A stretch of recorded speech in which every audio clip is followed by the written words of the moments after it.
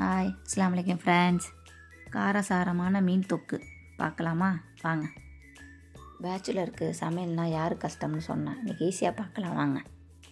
கடாயில் எண்ணெய் ஊற்றி மிளகாத்தூள், மஞ்சத்தூள், மல்லித்தூள், உப்பு அது எண்ணெயிலே நல்லா போட்டு வதக்குங்க. கொஞ்ச நேரம் நல்லா வதக்கி விட்டதுக்கப்புறம் புளி கரைச்சல் அதையும் தூக்கி அதில் ஊற்றி மூடி போட்டு எடுங்க. கொதித்து எண்ணெய் பிரிஞ்சு வரும். அப்போ இஞ்சி, தட்டி வச்ச பூண்டு, சின்ன வெங்காயம் அதையும் தட்டி வச்சுருக்கேன். இது என்ன ஸ்பெஷல்னால் இடித்து வச்சு போட்டது தான் நல்லா வாசமாக ருசியாக இருக்கும். எல்லாத்தையும் ஒன் பை ஒன்பாயாக போட்டு நல்லா வதக்கி எடுங்க. எண்ணெய் பிரிஞ்சு வருது பாருங்கள். அடுத்து மீன், நான் எடுத்துருக்கிற மீன் நாட்டு விரால்.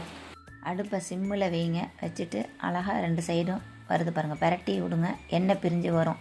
வந்ததுக்கப்புறம் மிளகா, கருவேப்பிலை போட்டு கொஞ்ச நேரம் மூடி வைங்க. 2-3 நாள் 4 நாள் வச்சுருந்தாலும் உங்களுக்கு கெட்டே போகாது. தேங்காய் ஊற்றுறது சூப்பராக இருக்கும். குயிக்காகவும் செஞ்சிடலாம். மல்லி இலை தூவி சுட சுட பரிமாறி சாப்பிட்டு பாருங்கள்.